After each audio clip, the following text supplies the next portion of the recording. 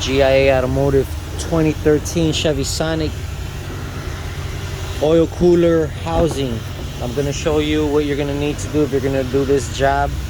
Make sure that when you order this housing unit, it's going to come with a new oil filter, and it's not going to come with any O-rings.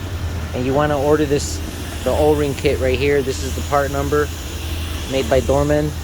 And if you're going to go this far and do this job, you want to do it right. You want to make sure that you don't have to go back and do it again in 5 months, 6 months, a year, or whatever. So these people, they paid somebody else to do it a few months back. He didn't want to tell me, but I know by the evidence that I found, the leak, the pipes that were leaking. So after you remove the intake manifold and the catalytic converter, you're going to get to this part here, the oil cooler. And these people, they put some blue silicone on this thing and hoped, or I guess they thought it was going to seal, or I don't know, maybe it did seal for a few months or whatever. But the whole point is that when you're doing a job this big, you want to go ahead and do it right, so you don't have to do it again. So this kit here came with all the O-rings. These are the O-rings that came out. These are all the O-rings that I replaced, and the kit came with the new ones.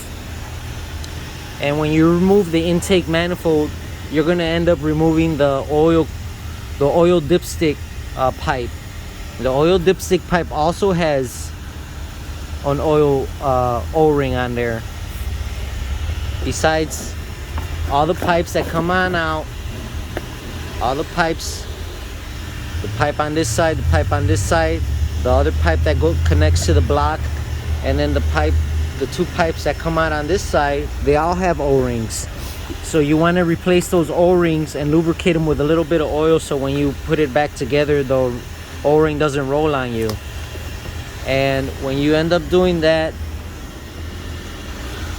the trouble you're going to have is with this lower pipe here and this pipe here.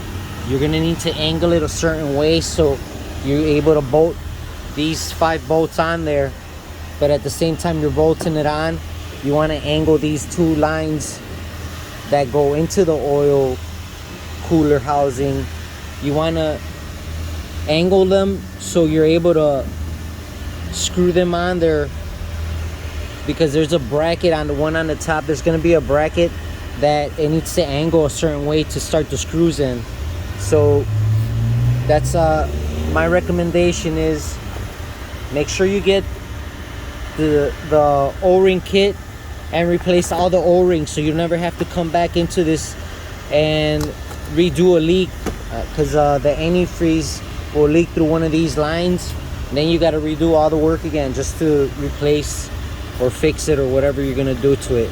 So these people had somebody come in and work on this, and they even put silicone on the pipe and reuse the same O-ring. Like, why would you do that when you're gonna end up doing the job again? So the job was complete, the job was done, there was no more leaks.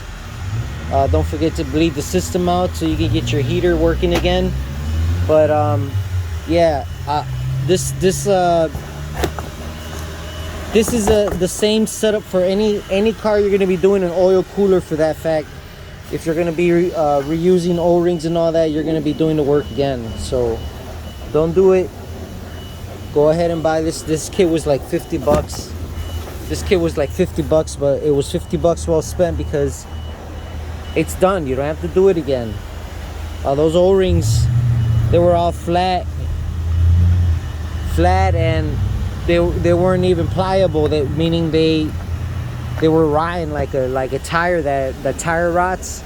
O-rings that are rubber they also rot. They become hard, and when you're taking them off, they come off in pieces.